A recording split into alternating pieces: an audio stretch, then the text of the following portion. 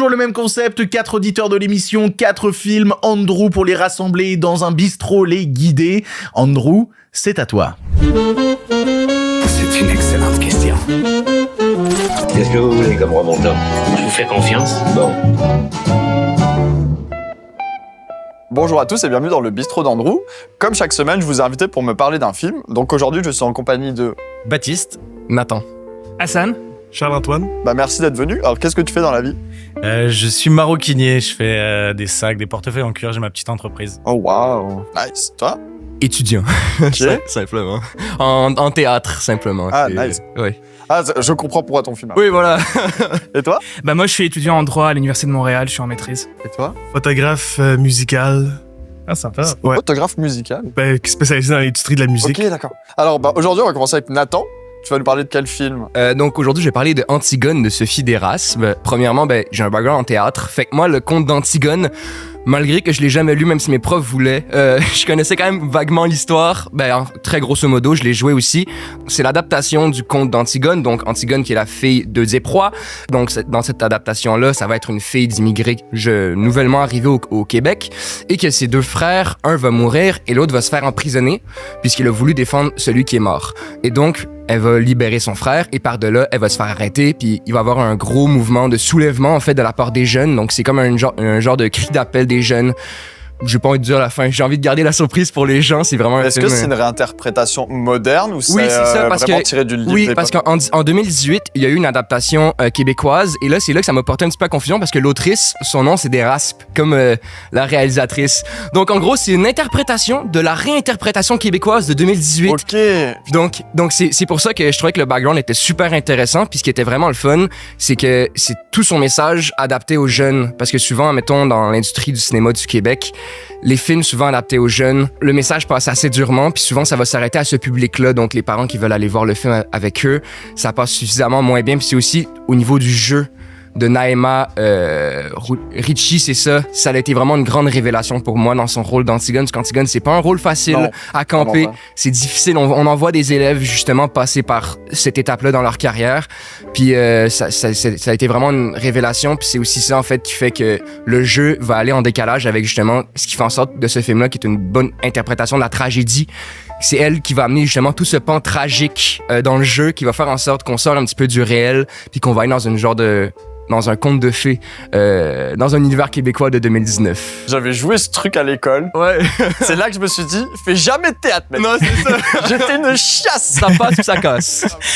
Moi, j'aimerais juste dire un truc aussi, parce que je trouve que généralement, ces réinterprétations de vieilles pièces, de vieux mythes, tout ça, dans l'ère moderne, souvent, ça passe ou ça casse. C'est ça. Moi, je suis par exemple pas très très fan du Roméo et Juliette de Baz Luhrmann, par exemple, mais pour le coup, Antigone, c'était une très belle révélation pour moi, un très gros coup de cœur. Surtout qu'il y a déjà eu une grosse prise de risque juste par les noms originaux. C'est ça. Donc de Polynice, Aimon, Antigone, Ismène, c'est Ismène qui ont été réintégrés. Mais c'est pour ça que j'ai trouvé que de parler justement d'immigration puis d'intégration dans la société québécoise, c'était le plan parfait. Une dualité un peu intéressante, parce que ça reste très ancré dans le réel, et en même temps, il y a un peu un flou déjà, même au niveau de l'origine des personnages, parce qu'on mentionne jamais leur origine. On sait que c'est un pays arabophone, probablement du Maghreb, peut-être la Tunisie, vu de leur accent, je pense que c'est la Tunisie, mais ce n'est jamais mentionné, c'est juste ils disent le bled, l'autre pays d'origine, et je trouve que c'est une approche assez intéressante, parce que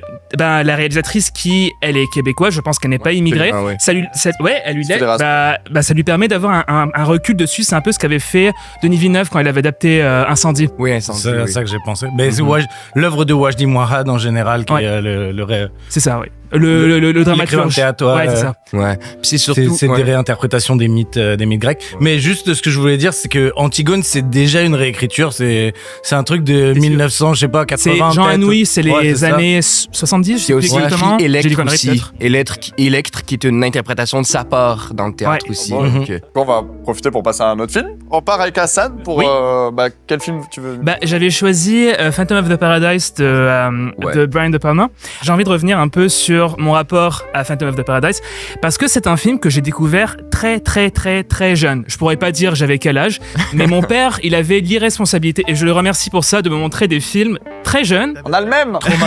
T'avais une belle enfance. Je sais. Mais du coup, il y avait plein de films qui étaient genre Jurassic Park, Jaws, tout ça, dont je connaissais vraiment l'existence parce que c'est des films très connus, très cultes, tout ça. Phantom of the Paradise, c'est un peu moins connu. Et du coup, pendant longtemps, pour moi, ça a été un titre dont je me souviens, quelques scènes, mais un peu un flou dans ma tête. Et je l'ai redécouvert il y a 3-4 ans, je pense, il y a 3 ans peut-être, pendant le Covid. Et c'est fou en fait, j'adore ces sensations où on redécouvre une œuvre, que ce soit une musique ou un film, et là on se prend des souvenirs dont on avait complètement oublié, surtout Phantom of the Paradise, c'est un film qui est très très musical. Je vais revenir un peu sur ce que c'est le film parce que j'ai pas encore assez parlé. C'est ça, exactement. Bah en fait, Phantom of the Paradise, c'est une relecture du Fantôme de l'Opéra, comme on le voit dans le nom bien sûr, mais il y a aussi, bien sûr, mais il y a aussi le mythe de Faust, le portrait de Dorian Gray, exactement, de Oscar Wilde aussi. Pour Phantom of the Paradise, c'est l'œuvre de 2 hommes. C'est l'œuvre de Brian De Palma déjà, qui a écrit et réalisé le long métrage, bien sûr. C'est un réalisateur très culte, mais c'est pas son film le plus connu quand même, Phantom of the Paradise. Ah, attention, on a une intervention. Ouais, c'est juste que oui, quand on parle de Palma, le film qui revient le plus quand même, c'est quand même Scarface, quoi. Bah ouais. Voilà, c'est sûr.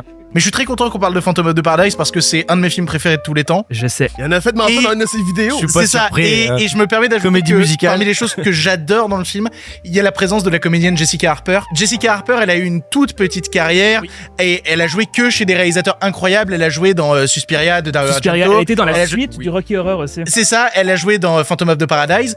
Bah, déjà, ce que je voulais dire aussi, c'est qu'il y a des idées de mise en scène toutes les 2 minutes. Le film, il a un peu vieilli, il est un peu daté, mais en fait, c'est ce qui lui donne son charme aussi. T'as pas dit ça parle de quoi? Ouais, J'ai toujours pas parlé de ça parle de quoi. Tu résumes le film. Ok, c'est l'histoire d'un jeune musicien qui s'appelle Winslow Leach, qui se fait voler en gros sa partition par un grand producteur qui s'appelle Swan, qui veut ouvrir un peu son paradis. Interprété par Paul Williams. Paul Williams. Il se fait frame par la police, il se fait défigurer, et puis il revient pour hanter le Paradise, comme c'est le cas dans le Fantôme de l'Opéra.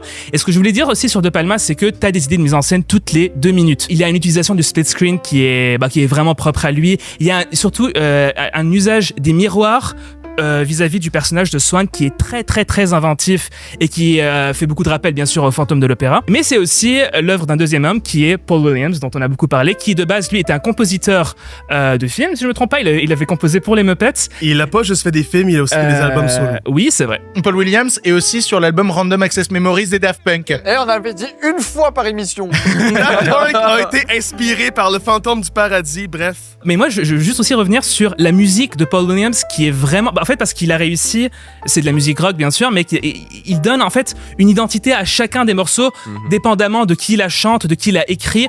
Il y a aussi un écho thématique des paroles des chansons au long métrage bien sûr, qui parle de la vie après la mort, qui parle de signer un pacte avec le diable, tout ça, parce que c'est un film qui parle aussi, qui est une critique de l'industrie de la musique et du entertainment.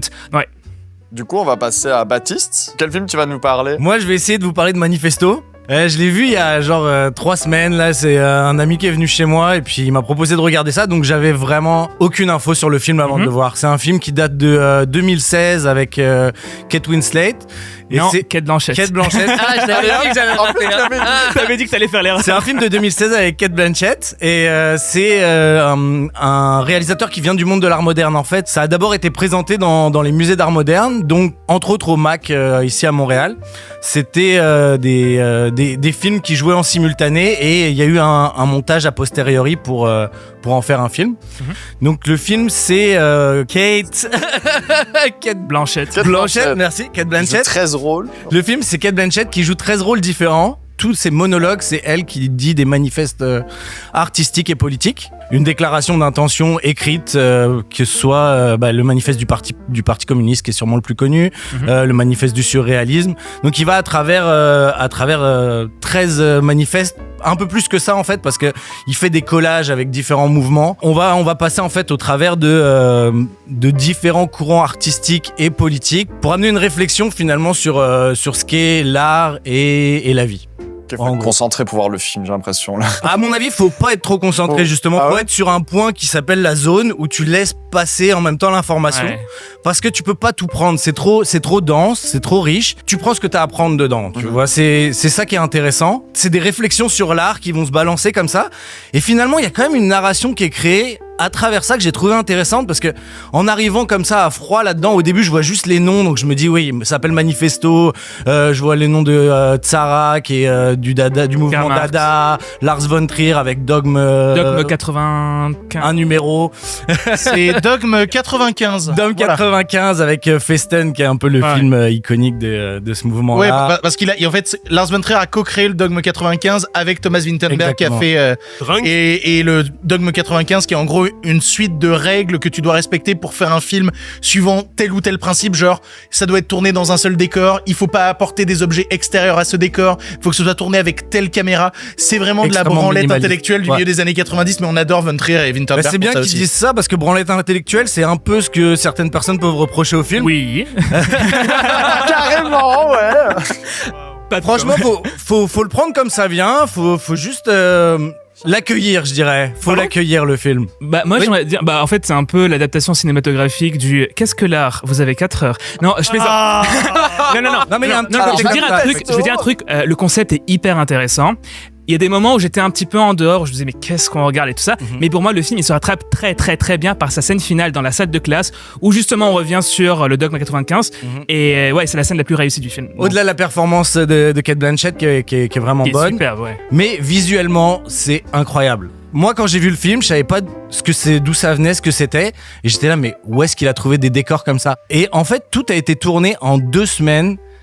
À Berlin et dans les alentours. Tout le film a été tourné en 2 semaines. J'avais lu ça, c'est vrai. Déjà là, le nombre de monologues qu'elle a dû apprendre pour ça. On peut en profiter pour transitionner sur Charles. Bonjour. Pour nous parler de ton film. Okay. Avant de t'expliquer pourquoi j'ai choisi ce film-là, c'est que moi, quand je parle de film préféré, j'ai un peu la même définition que Victor qui a fait dans sa vidéo. C'est que pour moi, les films préférés, c'était les films les plus marquants. Tu sais, les premières fois que tu vois quelque chose au cinéma. Tu sais, je prends un exemple.